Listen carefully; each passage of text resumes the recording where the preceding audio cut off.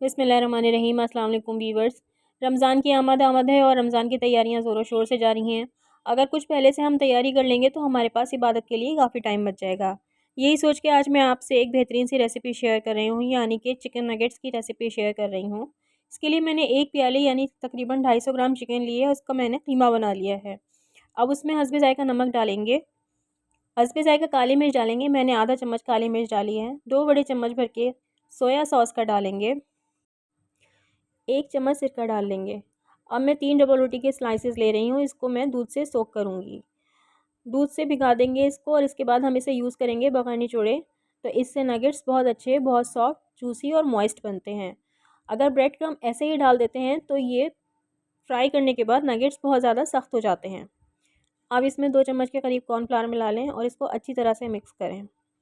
इस स्टेज पर अगर आप चाहें तो इसको 1 घंटे के लिए फ्रीज़ कर दें, लेकिन मेरे लिए हैंडल करना आसान है। मैं अभी हाथों को ग्रीस करके इसको नगेट्स की शेप दे लूँगी।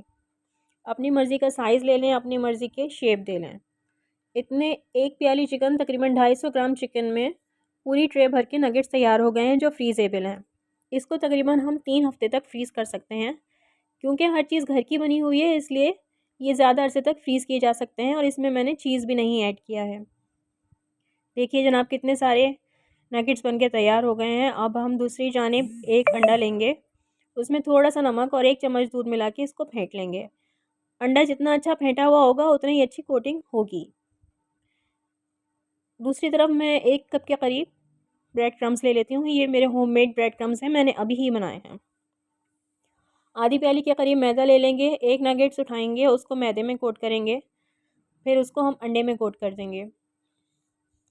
अंडे में अच्छी तरह से कोट करने के बाद इसको ब्रेड क्रम्ब के ऊपर रख देंगे और ब्रेड क्रम्ब कोट कर लेंगे। सारे ब्रेड क्रम्ब्स कोट करके हम इनको एक जानिब रख लेंगे। इसमें से आप जितना चाहें उतने फ्रीज़ कर दें और जितना चाहें उतने हाथ के हाथ फ्राई कर लें। देखिए जनाब, सारे ब्रेड क्रम्ब लगा के तैयार हो गए हैं नगेट्स। अब यहाँ पर मैं इसको फ्रीज़ कर रही हूँ। तकरीबन आधे मैंने फ्रीज़ कर दिए हैं और बाकी के आधे मैं फ्राई कर लूँगी। एक लेयर लगाने के बाद आप उसके ऊपर कोई सेलोफेन रख दें ताकि वो आपस में ना चिपकें। इसी तरह से एक और सेलोफेन रख के एक और लेयर लगा दें। अब ये नगेट्स जो हैं, बेहतरीन से नगेट्स, ये फ्रीज़ होने के लिए तैयार हैं। रमज़ान में ये रेसिपी बहुत काम आने वाली है। इस स्टेज पर अगर रेसिपी पसंद आ रही हो तो शेयर, लाइक और सब्सक्राइब ज़रूर करें। फ़ीडबैक भी ज़रूर दीजिएगा। इफ्तारी में ये रेसिपी बहुत अच्छी लगती है, बच्चों और बड़ों सबको ही बहुत ज़्यादा पसंद आती है। नगेट्स के बहुत फ़ायदे भी हैं। एक तो बच्चे शौक़ से खा लेते हैं, उनका पेट भर जाता है और उनके लिए हेल्दी भी रहते हैं। बाज़ार के अनहाइजेनिक फूड्स मंगवाने से बेहतर है कि हम घर पे अभी से तैयारी शुरू कर दें रमज़ान की, और हर चीज़ हाइजेनिक दें। देखिए जनाब, जितने मुझे ज़रूरत थे उतने मैंने फ़्राई कर लिए हैं। बेहतरीन से नगेट्स घर में फ़्राई होके तैयार हो गए हैं।